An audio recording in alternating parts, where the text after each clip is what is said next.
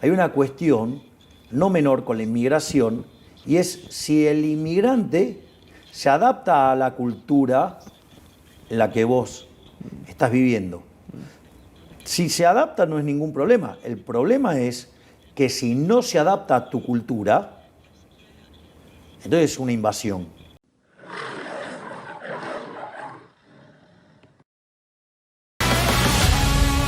Merci, Monsieur le Président, de nous recevoir ici à la Casa Rosada, à Buenos Aires, et bienvenue sur le podcast En toute liberté. C'est un immense honneur de vous rencontrer aujourd'hui. Es un placer recibirte y es un placer estar en tu podcast. Así es que más que bienvenidos. Merci à vous. Je dois vous dire que je ressens une immense pression, non seulement parce que je vous rencontre aujourd'hui, mais parce que mon ami Yann Seliki, votre ambassadeur en France, a tant fait pour que cette conversation ait lieu, et je n'ai vraiment pas envie de le décevoir. La verdad que Ian es un gran embajador, está haciendo un trabajo enorme y además ha contribuido para que junto al presidente Macron estemos desarrollando una gran actividad comercial, geopolítica, estratégica, y además estamos generando una gran amistad. Así es que todo el trabajo de Ian es un trabajo enorme y bueno, digamos, qué bueno, digamos, esta situación, así que cero presión. Fantastique, c'est bien reçu. Donc vous avez une grande amitié, vous dites, avec le président Macron. Est-ce que cette amitié perdure aujourd'hui? Et plus généralement, comment est-ce que vous ressentez la France? Est-ce que vous suivez un petit peu les tensions sociales, économiques qui exercent sur mon pays? Yo, digamos, no sigo el día a día de la política de cada uno de los países porque básicamente tengo bastante con los temas de Argentina, pero digamos, sí, digamos, sigo la cuestión que tiene que ver con nuestros vínculos comerciales y asociado a estos vínculos comerciales también cuestiones de estrategias geopolíticas en las cuales, digamos, nosotros tenemos discusiones de agenda que suelen ser muy interesantes. De hecho, también tenemos debates muy interesantes en cuanto a las agendas internacionales. Así es que en ese sentido te lo hago con un ejemplo. En un momento el presidente Macron me convocó que estaba, digamos, preocupado por el tema del mar. Entonces, y a mí me parece que justamente en la cuestión del mar hay todo un debate muy interesante, porque en general, digamos, un economista liberal resuelve los problemas, digamos, de bienes, de estas características de bienes, los resuelve vía derechos de propiedad. Entonces el tema es cómo resolvés de asignar los derechos de propiedad sobre el mar para poder resolver este tipo de cuestiones. Entonces, cuando vos no podés asignar los derechos de propiedad correctamente, entonces podés llegar a generar una tragedia de los comunes. Entonces, digamos, por lo menos el hecho de plantear la problemática me pareció muy interesante. Y no solo eso, sino que además, digo, yo después estuve revisando bibliografía libertaria sobre la materia y además se la compartí para poder tener un debate profesional y serio.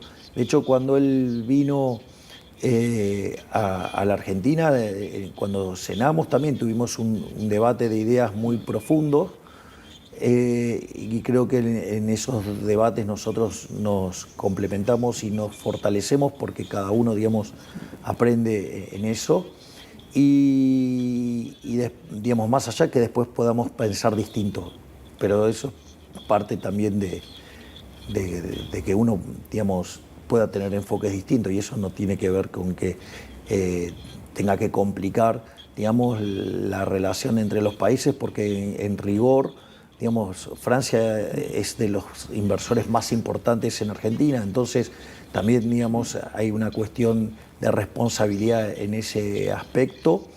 Y la verdad es que también el presidente Macron junto a la primer ministra Giorgia Meloni también colaboraron mucho con Argentina en lo que fue el préstamo que tomó la Argentina para sanear el balance del Banco Central. Y así es que, digamos, nosotros tenemos una muy buena relación.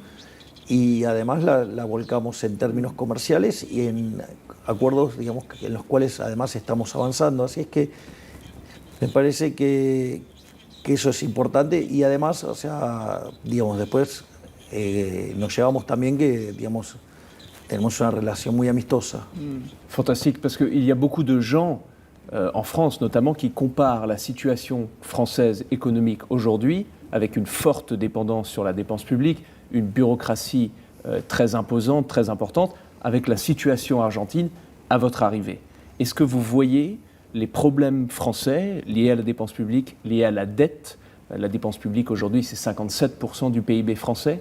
Est-ce que vous voyez une comparaison entre la situation argentine au moment de votre arrivée à la présidence et la France aujourd'hui? No, yo creo que no se puede hacer un paralelo.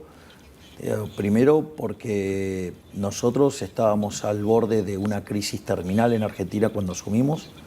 Nosotros teníamos un desequilibrio monetario que básicamente era el doble que el que teníamos en la previa de una experiencia muy traumática que fue el Rodrigazo, que implicó multiplicar por 6 al ritmo al que crecía la inflación.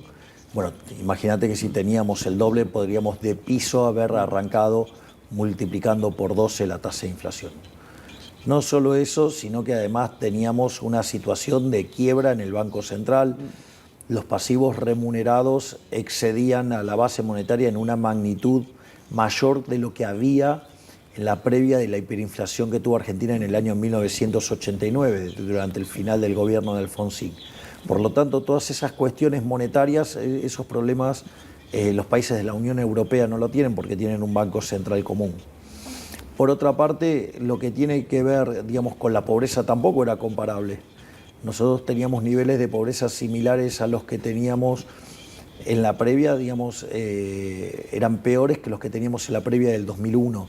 Es decir, no es la misma agenda la de un país que, digamos, con controles de capitales, con básicamente precios controlados, con empresas reguladas, con tarifas debajo del equilibrio, digamos, que vendría a ser bajo lo que es la regla del costo medio, digamos, o también se la denomina base de capital técnicamente.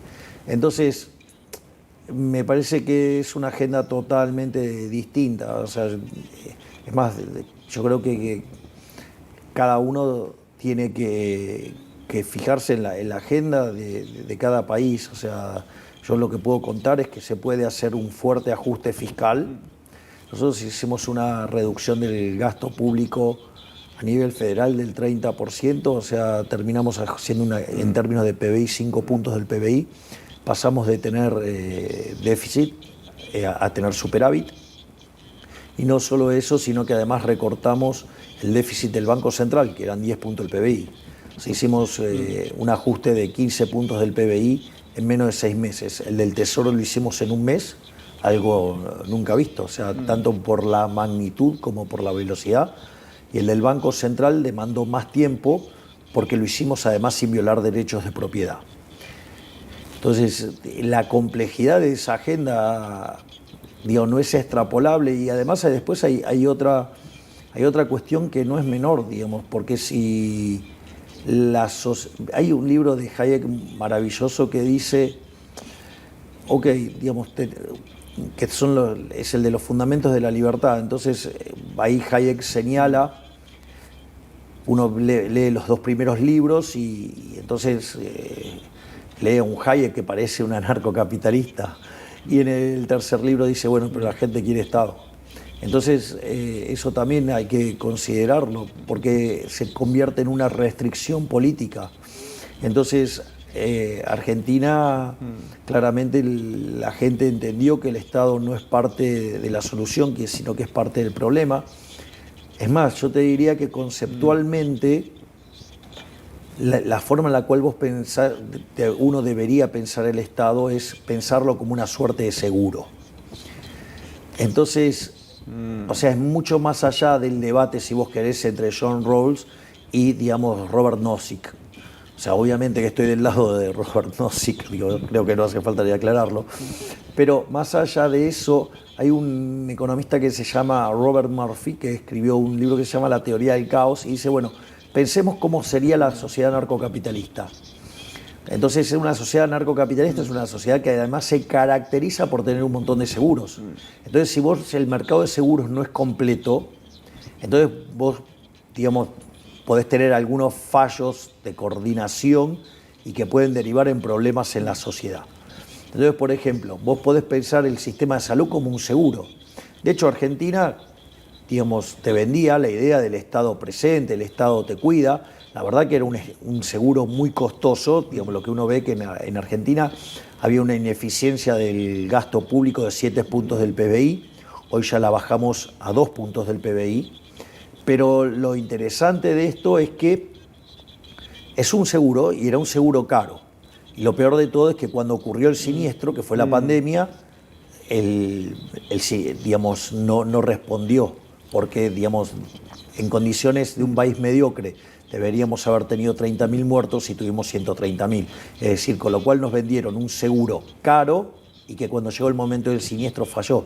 Entonces, hay una predisposición del argentino a que cale un discurso como el mío y que, digamos, puedas hacer reformas fuertes.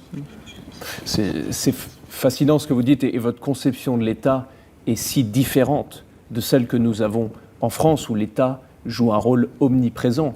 Aujourd'hui, où le peuple français et les peuples européens considèrent l'État comme central à la vie économique, à la vie fiscale, à la vie sociale.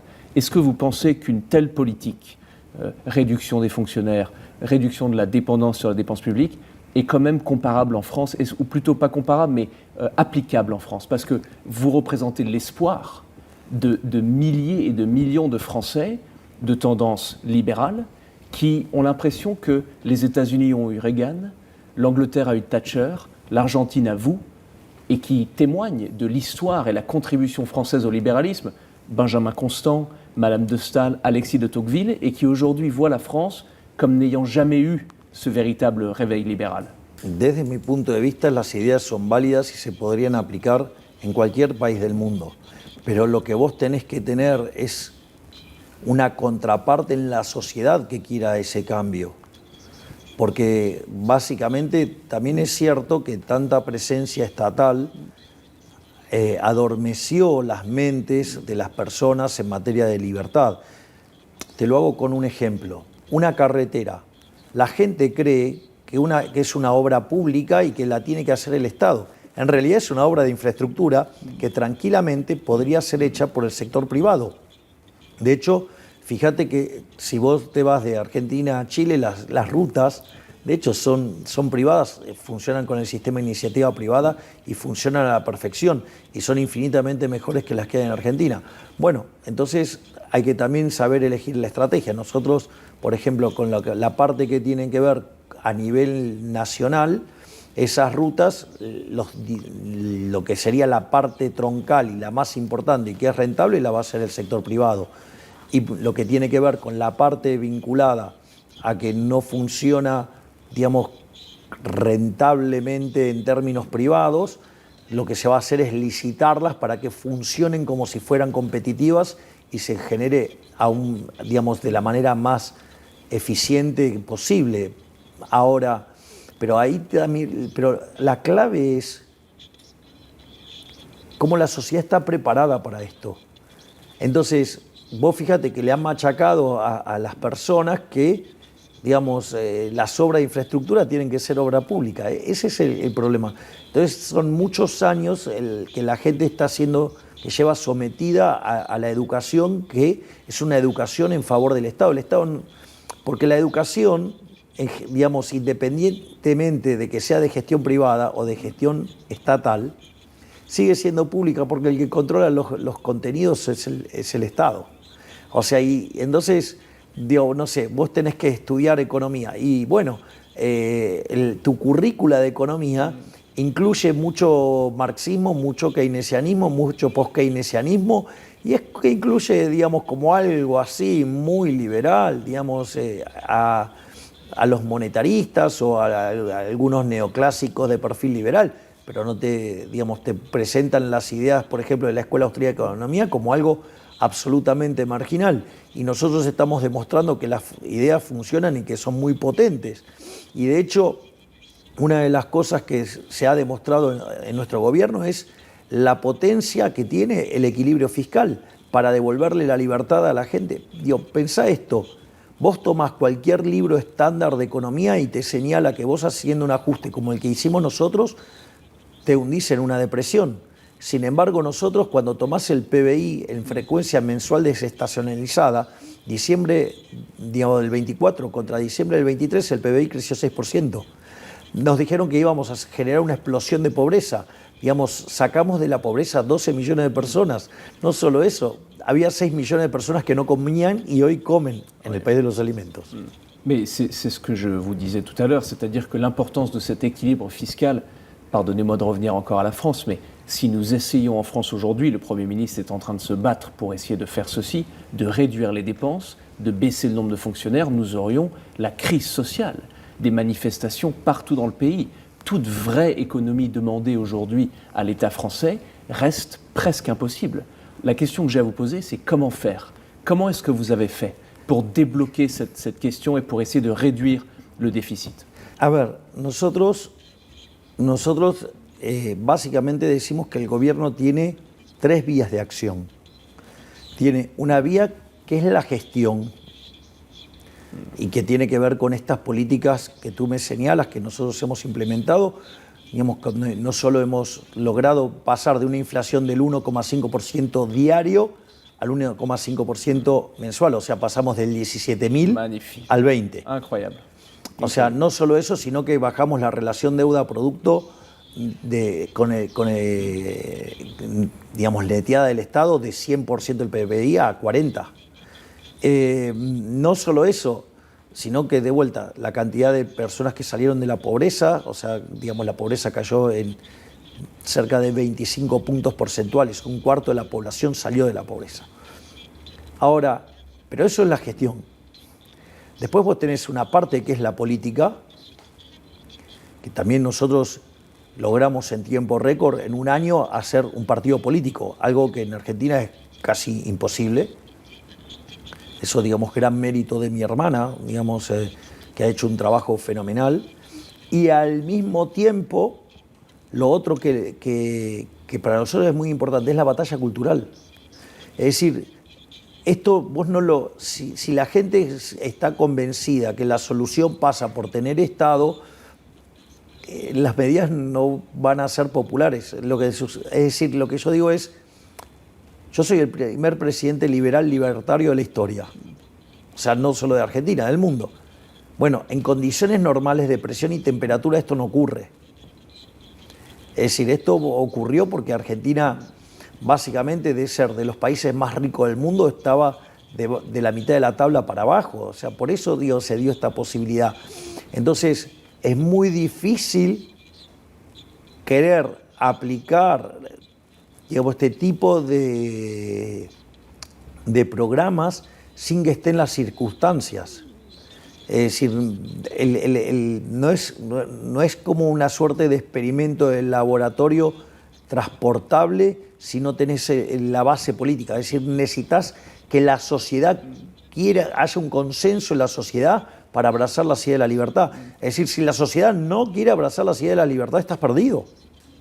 Es decir, entonces lo único que tenés como solución es abrazar la idea de la libertad, dar la batalla cultural, y eso se da día a día en todos lados, algo que la izquierda sí lo tiene claro. Y lo más interesante es que lo que, digamos, la izquierda titula como neoliberalismo, digo, que además lo utiliza como una etiqueta estigmatizadora, digo, vos tenés que entender el tipo de batalla que ellos dan y que cualquier solución que vos busques intermedia, ellos ganan un paso. Entonces vos no podés negociar nada con ellos. Entonces, digo, por eso nosotros tenemos la agenda que tenemos y no negociamos ni un milímetro con la izquierda. O sea, digo, vos no podés negociar, vos no podés darle un milímetro al que te quiere matar. Es decir, porque la realidad es que cuando son, digamos, o sea, cuando son oposición intentan destruir al gobierno y cuando, digamos, o sea, y cuando están en el gobierno destruyen el país. Entonces, digo, son absolutamente destructivos Y entonces, pero la única forma que vos tenés es que esas ideas que ellos defienden, la gente entienda que suenan bien, pero en rigor son la catástrofe para la economía. Y eso requiere mucha batalla cultural. La gente ve cuando yo llegué al poder, pero atrás de eso, digo, había por lo menos 30 años de batalla cultural. O sea, donde 10 fue los medios, pero digo, había arrancado mucho antes. Entonces, eso es lo que hay que tener conciencia. O sea, hay que empezar a trabajar en la batalla cultural para que las personas internalicen la idea de la libertad. Porque si no, también puedes llegar y tenés tantas restricciones que no puedes hacer nada. D'ailleurs, sur les malformations et les mensonges de la gauche, le gouvernement Sanchez, socialiste communiste espagnol, a dit que vous étiez membre de l'internationale réactionnaire, soi-disant avec M. Trump et Mme Meloni. Qu'est-ce que vous avez à répondre à ça? Parce que, à vous écouter et à vous suivre depuis un moment, vous êtes passionné d'économie, vous avez un bagage intellectuel immense. Il me semble que c'est quand même une immense injustice de vous caractériser comme un espèce de leader populiste que vous n'êtes pas. Bueno, pero la izquierda tiene ese hábito de poner etiquetas peyorativas, o supongamos lo siguiente. Las cámaras ahora están apoyadas en unas tablas, ¿sí? Y supongamos que por algún motivo las tablas son consideradas algo malísimo y feo y horrible. Entonces el socialista usa esa definición para decir, tú eres una tabla. Vos decís, no, yo no soy una tabla, soy un ser humano. La izquierda, digo, tiene una estrategia, digamos, que se llama, primero la falacia dominen. O sea, tratan de descalificarte poniéndote una etiqueta. A ver, acá, digamos, me han tildado de nazi. Yo recibo reconocimientos en Israel por mi posición pro-Israel y acá me tildan de nazi. O sea, para que veas las aberraciones en las que cae la izquierda. Pero, o que me digan fascista, cuando en realidad, digamos, el fascismo es un desprendimiento de izquierda. Entonces ellos dicen, no, pero es derecha, izquierda. Sí, derecha respecto a quién, respecto de ellos. El fascismo también es de izquierda, los nazis eran de izquierda. O sea, digamos, sí, claro, los comunistas también son de izquierda, o sea, son todos de izquierda. O sea, pero son facciones dentro de ellos.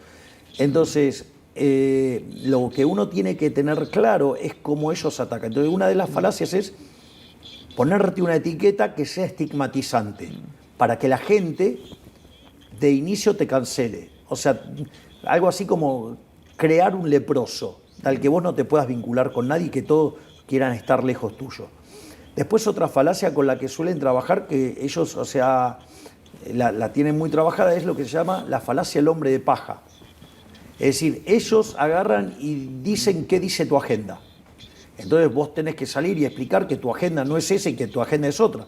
Yo eso lo sufrí muy fuertemente durante la campaña del 2023, que decían que yo, digamos, iba a promover la venta de órganos, que iba a promover, digamos, la venta de armas para que los chicos se mataran en el colegio, cosas por el estilo. Bueno, digamos, o sea, eso es típico de la izquierda. Otra cosa que hacen también es, digamos, cuando estás en la gestión, por ejemplo, usan una falacia que se llama cherry picking. Entonces, por ejemplo, el PBI se viene el segundo trimestre, hace 5 trimestres seguidos que se expande el PBI en Argentina. El primer trimestre se expandió casi al 6% y el segundo trimestre lo hace al 8%. O sea, con lo cual en agregado la economía está funcionando muy bien. Suponete un promedio de 7 años. En 7 años, digamos, al 7%. En 10 años duplicarías el PBI. Digamos, y en 20 años lo cuadruplicarías. O sea, Argentina sería una megapotencia mundial de mantener este conjunto de reformas. Donde de esos 7 puntos porcentuales, 4 solo lo asegurarías con solo mantener el equilibrio fiscal. Entonces, ¿qué hacen? Buscan un sector que le va mal, lo cual es natural, porque si vos estás haciendo reformas estructurales, hay reasignación de recursos y a algunos les va a ir bien y a otros les va a ir mal, es parte de la vida. El día que Edison inventó la lamparita y claro, digamos, o sea, los fabricantes de vela quebraron. Bueno, la vida, pero digamos, o sea, esta entrevista se está haciendo gracias a que, digamos, seguimos la línea de Edison y no la de las velas, ¿no? Porque si no, no habría entrevista ahora. O sería una cosa mucho más lenta, mucho más complicada, ¿no? Es decir, no habría computadoras, no habría luces, o sea, seguramente estarías escribiendo con una pluma. Entonces, ante esa situación, ellos toman un sector que le puede estar yendo mal y con eso generalizan, te hacen la falacia del todo por la parte. Entonces, uno tiene que estar muy preparado para debatir con ellos, porque ellos son, en rigor, son psicópatas. Entonces, cuando vos tenés que enfrentar a alguien como Sánchez o cualquier impresentable del socialismo del siglo XXI, tenés que saber que del otro lado hay un psicópata y siempre le tenés que recordar que sus ideas, cuando se aplicaron, fueron un fracaso en lo económico, en lo social, en lo cultural, y que además las ideas de ellos mataron a 150 millones de seres humanos. Por lo tanto, antes de venir a pedirnos explicaciones a nosotros, que somos los que sacamos del planeta, digamos, al 95% de la población del mundo de la pobreza, en un mundo que se multiplicó por 8 la población, digo, ellos tienen que dar, digamos, cuenta de sus ideas nefastas, no nosotros que somos los que hemos tenido éxito. Vous savez, c'est très très intéressant que vous dites ça. Nous sommes à quelques jours seulement. Il y a quelques jours, le porte-parole du Parti communiste français a dit qu'il n'y avait aucun mort qui n'a jamais été causé par le communisme dans son histoire. Il a dit que ces fausses victimes du communisme, c'était le révisionnisme historique et que c'était un mensonge de l'extrême droite. Vous voyez encore où on en est parfois à gauche en France. Bueno, son negadores seriales. Es decir, digo, mira, hay una frase hermosa de Friedrich von Hayek que dice, si los socialistas se entendieran de economía, no serían socialistas. Es decir, entonces, digo, están peleados con la aritmética, digamos, suman con dificultad, no pueden hacer una cuenta con un ábaco, no pueden dibujar un cero ni con un vaso, así que olvídate, digamos, o sea, no tenés que discutir con un psicópata, porque el psicópata te va a negar la realidad. ¿Vos ves acá 2 vasos de agua? ¿Vos los ves? ¿Los ves? Oui, sí. Ok. Oui. Bueno, si le preguntás a un zurdo si existen estos 2 vasos de agua y si políticamente no le conviene, te va a negar que existen. Entonces, digo, ¿cómo vas a discutir con un psicópata? No puedes discutir con un psicópata. ¿Cómo te va a decir que no? Digo, sigue. Entonces, seguramente que también, digamos, la gente salía corriendo de la Alemania occidental a ir a la oriental, si fuera por ello. Si el muro lo tiraron los occidentales. Me parece que no es... O que acaso vos ves gente, digamos, subiéndose a los tiburones, yendo desde Miami a Cuba. Vamos, no. Digamos, o mirá el mapa de arriba desde Corea del Norte y Corea del Sur. Es decir, digo, ellos tienen, digo, qué increíble, digamos, porque generaron un paraíso del que todos se quieren escapar. Digo, una cosa, no sé, deben ser adictos a las manzanas. Es buena la métaphore. La métaphore est sublime. D'ailleurs, un sujet où la gauche est particulièrement violente et où c'est très difficile aujourd'hui d'avoir une conversation posée, normale, et d'évaluer les pour et les contre, c'est l'immigration. Et l'immigration est un sujet toxique et radioactif, notamment en France. Comment est-ce que le libéral que vous êtes voyez l'immigration? Est-ce que vous considérez que c'est, comme beaucoup à droite en France et en Europe, une menace existentielle pour l'Occident, ou avez-vous un avis beaucoup plus modéré? A ver, yo ahí lo que siempre me pareció muy interesante es la posición que manifestó Milton Friedman. O sea, todo depende de, ¿hay estado de bienestar o no hay estado de bienestar? Porque si hay una situación donde no hay estado de bienestar, vos podrías tener libertad de libre acceso. Si vos tenés estado de bienestar, no, porque hay algunos que pagan y otros que se benefician. Entonces, digo, primer punto, o sea, si vos tenés estado de bienestar, no valen las reglas del, digamos, si vos querés, del libre mercado en materia de movimiento poblacional, por decirlo de alguna manera. Entonces lo tenés que adaptar a que vos tenés estado de bienestar. Primer punto. Segundo punto. Ahora, si no hubiera estado de bienestar, hay una cuestión no menor con la inmigración, y es si el inmigrante se adapta a la cultura en la que vos estás viviendo. Si se adapta no es ningún problema. El problema es que si no se adapta a tu cultura, entonces es una invasión. Esa es la diferencia. Es decir, si se integran a la vida, digamos, y a las costumbres de la sociedad en la que estás, no hay ningún problema. Ahora, si vienen, digamos, y te triplican la población con cultura, con una base cultural que no es la que vos habías adherido, ya no es inmigración, es una invasión. La invasión me parece que, por eso hay que saber buscar bien cuál es el término para cada cosa. O sea, si es inmigración, estamos bien. Si es invasión, es una cosa totalmente distinta. Parce que les chiffres de population importée en Europe aujourd'hui et les courbes démographiques montrent en vérité que le rêve de l'assimilation, qui est tout à fait louable et voulu, reste quand même quasiment impossible. Est-ce que c'est encore possible pour l'Europe de choisir son immigration, de dire j'ai besoin d'immigrants dans telle industrie parce que nous avons peu de gens qui veulent travailler dans cette industrie, ou est-ce qu'elle est vouée en vérité à subir la vérité démographique du continent africain notamment? Es que justamente no hay un problema con la inmigración, el problema es con la invasión. Es decir, si se integran a la cultura, no te molesta. El problema es, suponete que vos estuvieras en un barrio que viven 100 personas y ahora llegan 300 personas que tienen ideas totalmente distintas a las que vos tenés, vos le das igualdad, digamos, de derechos y van a una votación y te cambian y entonces ahora vos, o sea, no podés tener tu base cultural que traías porque, digo, tuviste una invasión. Es decir, es una invasión menos violenta, pero sigue siendo una invasión. Entonces, de vuelta, me parece que la clave está en diferenciar en lo que es la inmigración de la invasión. La inmigración no tenemos ningún problema. La invasión es distinta.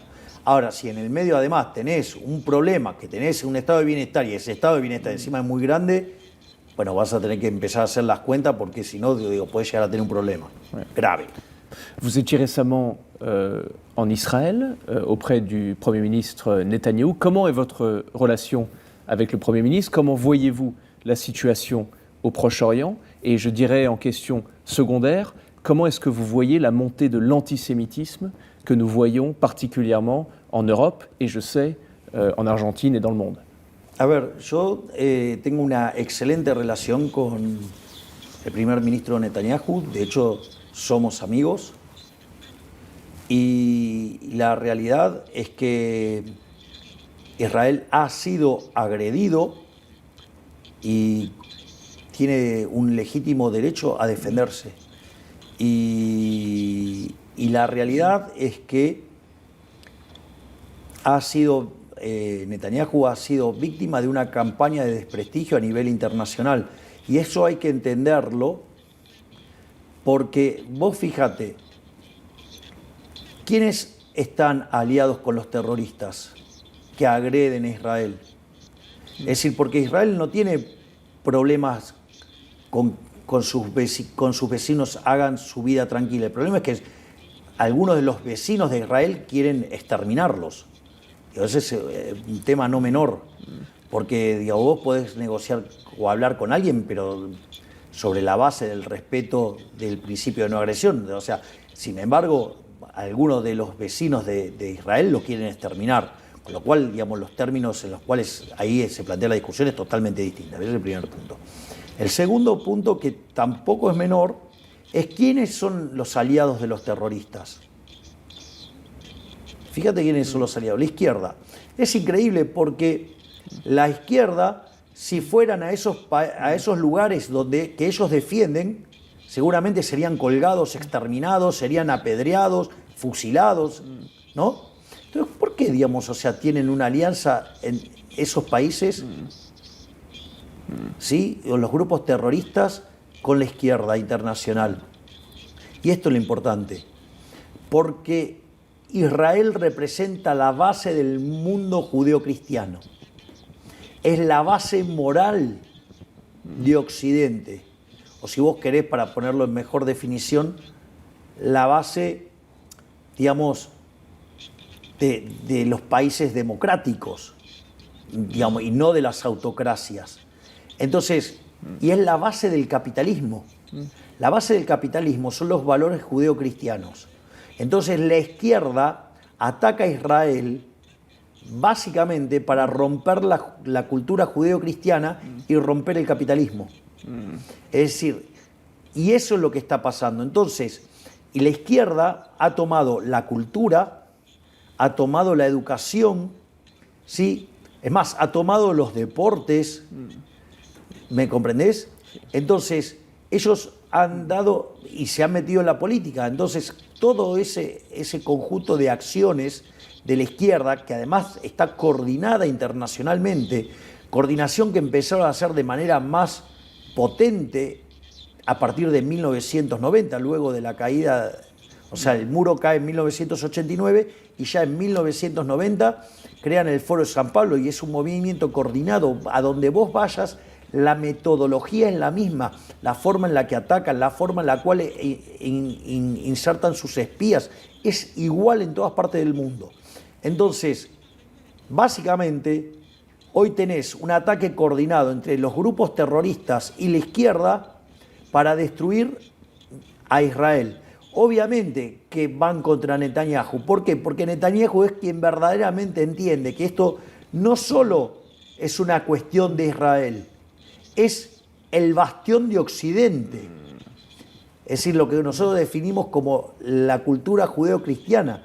Y como, digamos, el más fuerte en esa defensa es Netanyahu, tratan de romperlo y le inventan cosas aberrantes que son falsas. Digo, sin ir más lejos, una tapa de una famosa revista que mostraba el problema que, digamos, en las francas de Gaza la gente se moría de hambre y sucede que la foto era trucada.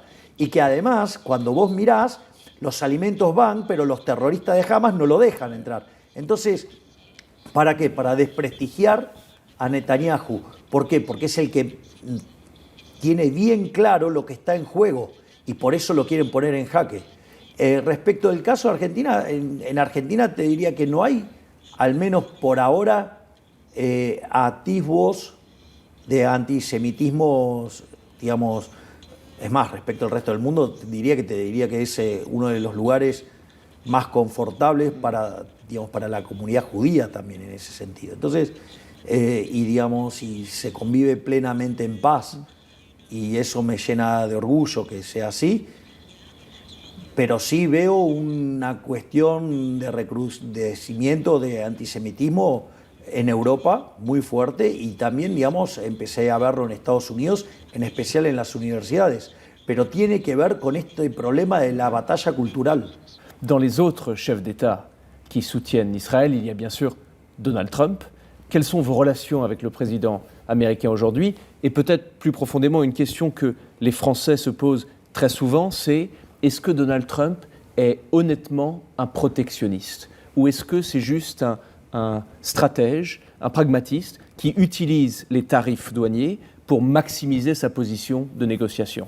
Yo tengo una posición donde tengo mucho respeto, mucha admiración y un gran aprecio personal por el presidente Donald Trump. Es un líder de características excepcionales, pero no solo eso.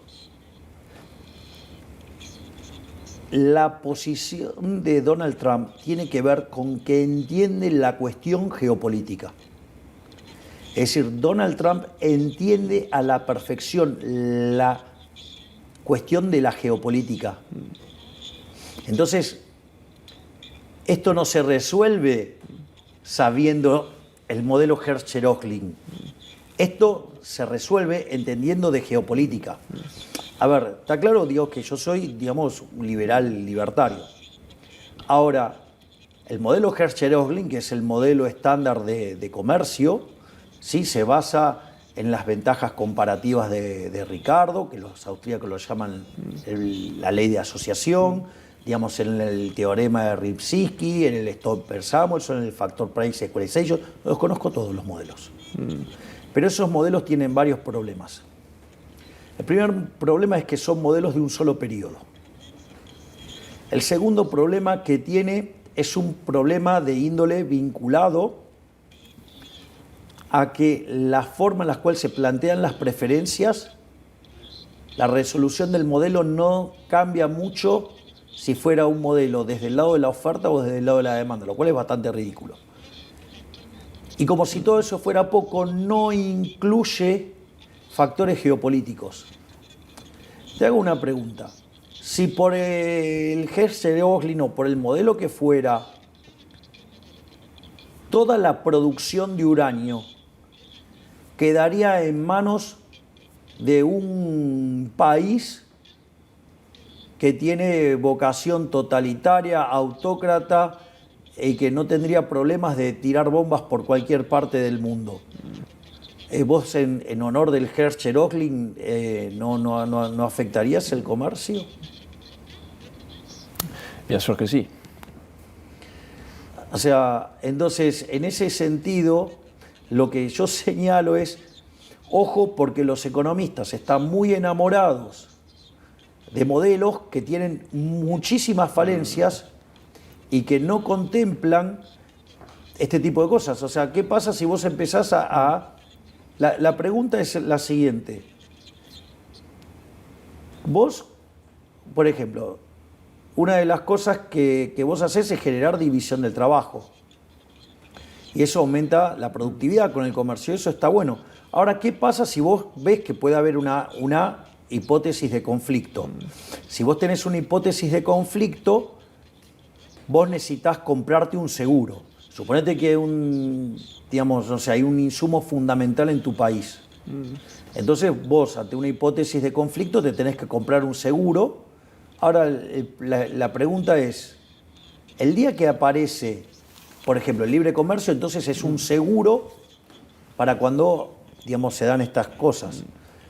Ahora, ¿cuál es el problema? El problema es que cuando aparece el siniestro, llámese una guerra, te cortan el suministro.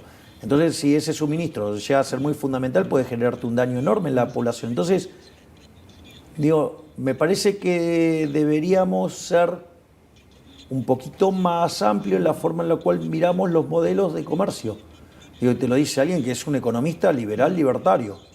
Es decir, son demasiado ingenuos los modelos con los que trabajamos para entender lo que está haciendo Trump. Quelle est votre situation politique actuelle en Argentine et quelles sont les grandes victoires? Nous savons que vous avez détruit l'inflation, réduit le taux de la pauvreté et que vous avez réussi à passer un nombre de lois tout à fait révolutionnaires malgré un capital parlementaire relativement bas. Comment est-ce que vous avez réussi à faire ça? Quels sont les grands chantiers qu'il vous reste à faire et êtes-vous confiant pour les élections législatives à venir? Bueno, son varias cuestiones. El primer punto es, yo creo que logramos tener tanto éxito parlamentario y hacer 8.000 reformas estructurales y poder implementar el programa durante el primer año de gestión, básicamente porque la oposición estaba convencida que iba a salir mal. Entonces nos apoyaron porque era como una forma de permitirnos apretar el acelerador contra una pared de hierro. O sea, ellos creían que iba a estrellarse. Bueno, la verdad es que la evidencia empírica nos dio la razón a nosotros, o sea, nuestra teoría probó ser cierta, los hechos están de nuestro lado y por eso es todos los desmadres que vienen haciendo en lo que va de este año, porque básicamente con los resultados que estamos obteniendo es muy probable que tengamos resultados electorales muy importantes y de hecho se ha transformado en una bisagra, porque si conseguimos muy buenos resultados en las elecciones de provincia de Buenos Aires, podríamos estar poniéndole el último clavo al cajón, del kirchnerismo. Y eso sería una cosa verdaderamente fabulosa, porque empezaría a implicar el fin del populismo y estaríamos en condiciones de iniciar el nuevo siglo dorado de Argentina, que nos haga potencia nuevamente. Así que estamos en un momento muy interesante porque estamos en un momento bisagra. Y obviamente el kirchnerismo y sus aliados están básicamente aplicando lo que se llama la estrategia de Cortés, que es la de quemar las naves. Es a todo o nada, y eso implica, digamos, desde tratar de destruir el programa económico desde el Congreso de la Nación a, digamos, hacer manifestaciones violentas en la calle, digamos, o intentar matarme, ¿sí? O, digamos, si fuera el caso, digamos, inventarme cualquier tipo de aberración. Digamos, o sea, inventar mentiras, digamos, para tratar de desprestigiarme. Pero bueno, digamos, son los últimos manotazos de ahogados de un régimen que, si Dios nos acompaña, digamos, lo terminaremos de sepultar, digamos, el 26 de octubre y que puede quedar herido de muerte casi definitiva este próximo 7 de septiembre, en la elección de la provincia de Buenos Aires. Si vous gagnez les élections, quels seront vos grands projets pour le reste de votre mandat en matière économique et même en relations internationales pour l'Argentine? A ver, nosotros lo que tiene que ver con las reformas estructurales, que son lo que nosotros llamamos reforma de segunda generación, básicamente vamos a acelerar en lo que tiene que ver con la reforma tributaria para poder bajar impuestos. Eso nos va a permitir generar una reforma laboral. Dada la reforma laboral, vamos a poder abrir más la economía. Esto es una cuestión de secuencialidad, no es trivial la forma en la cual se implementa en el tiempo las reformas. Es decir, si yo abro la economía, no bajo los impuestos, eso se va a traducir o en menores salarios o en mayor desempleo. Entonces, es primero la reforma tributaria. ¿Para qué? Para darle más aire a las empresas. Ahí cuando las empresas están en condiciones de ir absorbiendo mayor cantidad de trabajadores, ahí reformamos laboralmente y ahí, digamos, abrimos la economía. Como eso va a generar un nuevo boost sobre la economía, podemos bajar más impuestos, más libertad en el mercado laboral y más apertura. Es un loop continuo y de acá hasta las elecciones es estar con el casco de guerra en materia de lo que es la política económica, ¿sí? Y lo que tiene que ver con las cuestiones de seguridad. Monsieur le Président, au moment de votre élection à la présidence de la nation argentine, 100 des plus grands économistes dans le monde, dont Thomas Piketty... 200. Si fueron 200 los que dijeron que todo 200, iba a ser un desastre. 200. Merci. Donc je vois que vous êtes parfaitement au courant de la question que je vous posais. On écrit que votre élection représenterait une catastrophe économique pour l'Argentine. Maintenant que vous avez détruit l'inflation, réduit le taux de la pauvreté, déjà, est-ce que vous vous êtes senti trahi, parce que c'est quand même des gens de votre profession? Et deuxièmement, qu'est-ce que vous avez à leur dire aujourd'hui, à leur répondre? Que empiecen a leer otra parte de la biblioteca. Si yo lo hice, si yo lo hice y pude cambiar, ¿por qué, digamos, no podrían cambiar ellos? Te voy a contar algo. Yo llevaba dando clases de economía neoclásica 23 años. Y como yo me especialicé en temas de crecimiento económico, estaba maravillado con la evolución del PBI per cápita, con lo que se llama el palo de hockey, ¿no? Digamos, un PBI per cápita prácticamente constante hasta el año 1800 de la era cristiana y después empieza a crecer fuertemente. Eso en economía se llama rendimientos crecientes. Ahora los rendimientos crecientes tienen que ver con estructuras de mercado concentradas. Y según eso, para la teoría económica eso es malo. Dicho esto, entonces la cuestión es, tenés rendimientos crecientes, eso implica estructuras de mercado concentradas. Entonces esas estructuras de mercado concentradas lo que hacen es, desde el punto de vista de la eficiencia paretiana, son ineficientes. Entonces vos tendrías que regular, supuestamente acorde a la teoría neoclásica. Y la pregunta es, ¿cómo vamos a decir que algo es malo si cuando empezó este despegue del mundo, vos tenías que vivían menos de 1.000 millones de seres humanos en el planeta y había 95% de la población vivía con menos de $1 diario? ¿Me entendés? O sea, pobres extremos. Y hoy, digamos, tenés que estar todo el tiempo cambiando la definición de pobre extremo porque si no, digamos, te quedás sin número. Entonces, ¿qué es lo que, frente a esa explosión de riqueza maravillosa, el problema es cómo la teoría económica puede estar diciendo que eso es malo? Entonces, a la luz de eso, bueno, uno tiene que digamos, qué sé yo, yo empecé a estudiar más sobre los monopolios y así yo llegué a un trabajo de Murray Newton Rothbard, que es el inventor del anarcocapitalismo, que se llama Monopolio y Competencia. Son 140 hojas, al cabo de 3 horas lo terminé de leer y cuando terminé de leer dije todo lo que enseñé de estructuras de mercado en los últimos 23 años está todo mal. Y empecé a leer a la Escuela Austríaca de Economía y me convertí a la Escuela Austríaca, digamos, de Economía. Entonces, y de hecho, lo que tiene que ver con el Ministerio de Desregulación justamente es esto, porque cuando vos tenés una economía muy regulada, tío, en Francia es un gran ejemplo. Tenés economistas neoclásicos de los mejores del mundo, pero digamos, como creen que los monopolios son malos, los regulan y les quitan los rendimientos crecientes y mata el crecimiento de la economía. Entonces nosotros, ¿qué es lo que hacemos? Hacemos reformas estructurales que liberan rendimientos crecientes.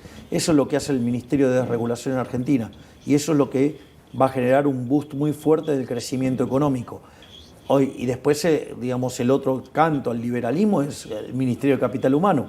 La asistencia en Argentina no es una asistencia, no es un modelo de asistencialismo, es un modelo donde básicamente se procura el desarrollo humano de las personas para poder salir adelante solos. Quel regard portez-vous vers l'expérience de M. Elon Musk, l'expérience de Doge? Est-ce que vous trouvez que ce fut un succès ou est-ce que vous trouvez au contraire que le système était peut-être trop fort et que M. Musk n'a pas pu aller au bout de ce qu'il voulait faire en termes de réduction de la bureaucratie fédérale américaine? Lo que pasa es que de vuelta hay una cuestión. Primero quiero manifestar que yo soy un gran admirador de Elon Musk. Me parece una mente superior, me parece otra liga. O sea, todas las charlas que he tenido con Elon Musk me parece un ser humano extraordinario.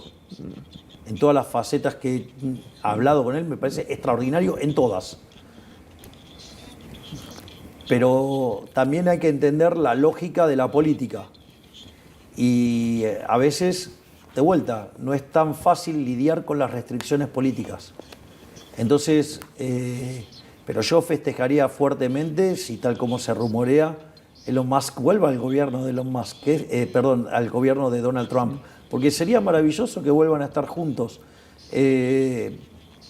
Porque si logran conciliar lo que es la política con las ideas de la libertad subyacentes en las reformas que impulsa Elon Musk, digo, van a hacer grande América nuevamente en serio. Merci, Monsieur le Président, pour votre hospitalité. Merci infiniment pour cette opportunité magnifique de vous rencontrer et d'avoir cette conversation avec vous. Je dois juste vous dire qu'on a une petite tradition dans ce podcast, c'est que c'est l'invité qui invite le prochain invité. Donc, est-ce que vous pensez que vous pouvez regarder la caméra et inviter Elon Musk a participer au podcast en toute liberté? Bueno, invito que en el próximo podcast esté Elon Musk, sería algo maravilloso. Es una gran experiencia conocer a Elon Musk. Ojalá tengas la posibilidad de lograrlo y vas a ver que es un ser humano excepcional, extraordinario. Y a mí me llena de alegría que sea tan exitoso. Porque además él tiene, claro, yo te voy a contar algo que él dijo la primera vez que nos reunimos y mi hermana enseguida le dijo, entendió todo. Dijo, él no es que desarrolló un producto y se lo trata de imponer a la sociedad. Él se levanta cada día pensando qué problema le puede arreglar a la sociedad. O sea, es un auténtico benefactor social. Es decir, es un empresario que verdaderamente la ve, está buscando descubrir cosas nuevas para mejorar la calidad de la vida de la gente. Consecuentemente, cuando es exitoso, es porque logró incrementar el bienestar de la gente. Por lo tanto, es un ser que ha hecho una contribución enorme y fabulosa a nuestras vidas. Así es que yo soy, como verás, tengo, digamos, una posición muy optimista y favorable respecto de Elon Musk. Ojalá puedas lograr dicha entrevista. La voy a ver. Ah, ça serait génial si Ça serait absolument génial, ce serait un honneur de le recevoir. Merci, Monsieur le Président. Ce fut un immense plaisir de parler avec vous aujourd'hui. El placer ha sido todo mío. Muchas gracias. Gracias. Gracias.